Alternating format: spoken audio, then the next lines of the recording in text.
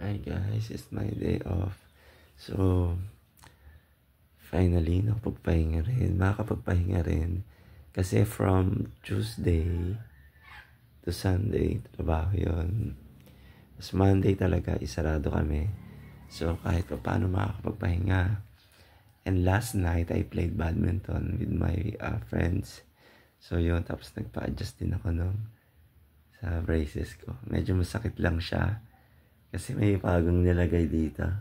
Yung doktor, yung dentist dinagdagan. So, ngayon, pahinga-hinga saglit dahil pupunta ako sa palengke para bumili ng gulay at prutas. Kasi yan ang hilig ko talaga, mag-blenderize ng mga prutas, minsan gulay, ganyan. Yun yung mga ginagawa ko kasi more on parang mas gusto ko talaga natural na yun gano'n. Tapos after that balik ulit sa bahay, tapos matutulog ulit, tapos depende na lang mamayang hapon kung merong magyaya na makipagbahan, gano'n. So that's how my day off is being enjoyed, kumbaga, by me. So, yun, ganun. Tapos, kinabukasan, pasok na naman. Another day, ganun. Bukas may pasyente daw ulit. So, yun. Kapag, kapag nagtatrabaho ka wala ka ng panahon sa puro gala. Depende na lang kung hindi ka tatamarin. Kasi yung isang araw mong day off, actually, hindi mo na igagala eh. Ihiga mo na lang, ihihilata mo na lang, inunood mo na lang, iso-social media mo na lang, ganun. Kaya i-google mo na lang sa bahay na maghapon. Kasi, kakatamad eh. Siyempre, pagod ka na. Buong linggo ka nang lumabas ng bahay, bumiyahe, ganun. So, kapag working ka na, hindi ka na para gumala-gala. Kasi siyempre, pagod din katawan mo sa buong linggo ba naman? Diba? So, yun, ganun. Kaya yung isang araw talaga, bitin yan eh. Sa mga nagtatrabaho, bitin yung isang araw na yan. Yung 2 araw nga, mabibitin ka pa. Lalo pa yung isang araw. So, yun. And before I forget, ang Monday pala, hindi lang siya day off para sa akin. Training day din yan. Minsan, syempre, hindi ako nakakatin ng training namin sa badminton. Kasi parang wala na akong lakas. Parang feeling ko wala na akong ibibigay na lakas para mag-training. Diba? Siyempre, pag nag-training ka, papawisan ka, papapagod ka, magugutom ka. So, siyempre, buong linggo, pagod ka na diba? Tapos, every Thursday pa, tsaka Sunday, meron pa akong badminton days. Kumbaga, badminton schedule. So, ganun. Busy, no? Feeling busy lang naman ako, pero hindi naman ganun. Kaya lang, yun. Ang bilis-bilis ng araw ngayon eh. Yung day off mo na isang araw, parang isang oras na lang. Maya-maya, papasok ka na naman. Ganun. Alam mo yun, ang tulin ng araw, sobra. Ang tulin. So, yun. Nandito ako ngayon sa kwarto ko. Nakakatamad bumangon. Ang sarap kasing humilata. Humilata ka lang. Kasi wala kang iniisip na oras. Hindi mo kailangang magmadali. Hindi ka mapapressure dahil may kailangan kang habulin.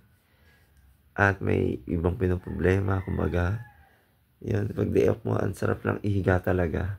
Kung hindi nga lang kailangan, hindi ako pupunta hindi ako pupunta sa palengke. Kasi nakakatamad eh. Siyempre, diba? O biyahe ka, mapagod ka, magbubuhat ka, mainit, gano'n, diba?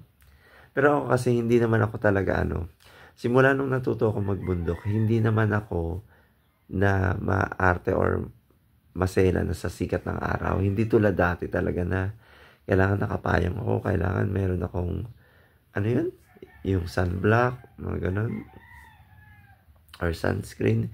Dati ganun ako. Pero ngayon, nung natuto na ako magbundok, nawala na lahat ng yung arte sa katawan. Kahit nga hindi ako magpayong sa ilalim ng araw okay lang.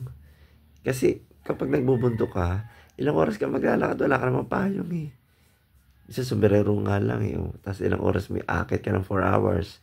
Bababa ka ng another 4 hours. So parang technically, 8 hours kang maglalakad sa ilalim ng araw. Ang kaibahan nga lang doon, syempre mahangin at may mga makikita ka mga tanawin. Kaya medyo malilibang ka. Pero ganun din siya sa totoo lang. Kaya nawala na yung arte ko sa sikat ng araw eh. Yung hindi na ako parang mag-inarte na mangingitim ako or mag-iisip ako na hala, kailangan ko na naman magpaputi. Ganun, hindi na. Kahit na maglakad ako na malayo, okay lang eh. Pag nagbubunto kami, ilang oras kami ilang oras kami maglalakad. Diyos ko po, grabe. So, yun ang kaibahan kapag natuto ka na magbundo kasi wala ka ng kaarte-arte sa katawan. Wala na yung mangingitim, mauusukan, wala na. Na-immune na ako sa paglalakad, sa init ng araw, ganun. Kasi ang katuwiran ko, babalik din naman yan eh. After how 1 week, huwag ka lang lumabas, babalik din naman ang kulay mo. Ganun lang naman yun. Kaya itry nyo rin magbundok, mag-e-enjoy din kayo actually. Kasi iba pa rin yung meron kang activity outside your usual activity. Ako kasi yung usual activity ko is badminton twice a week. Tapos nagbubundok pa ako every other month. Hindi lang nga na nasundan na ngayon kasi yung mga kasama ko busy na ulit. Pero syempre gusto ko na naman magbundok. Namimiss ko lalo at magsa-summer na naman. So kailangan makakita na naman ako ng bundok. Kumbaga, para sa akin kasi na yan eh, parang ko na siya. Yun na yung parang bisyo ko na, kumbaga. Kumbaga sa mga addict, drug sa kanila, sa akin naman, bundok, badminton, yan. Nag-try nga din ako nga yun, yung fun run, yan sa MOA, tinry ko din yan, naalala ko nun. Madaling araw kami nun umalis. Tapos pagdating namin doon, akala namin kami unang-una. Pagdating doon, Diyos ko po, isang crowd na parang may nangangampanya. Dami. Tapos meron doon sa stage. Diba, ang fan run pala, bago kayo magsimula, parang ipon-ipon muna kayo. Tapos may magsasabi na, okay, start na yon. Ganon.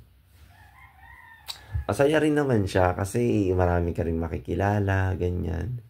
Iba din talaga yung marami kang activity.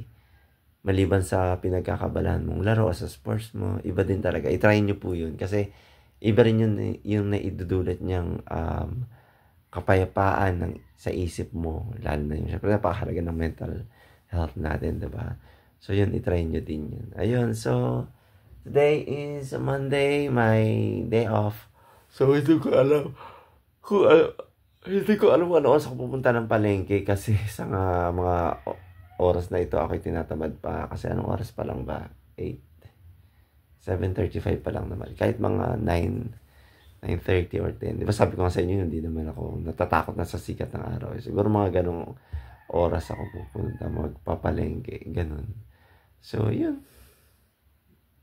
Share ko sa inyo mamaya yung eksena sa palengke habang namimili ako. Magtatry ako mag-video clip. Alright?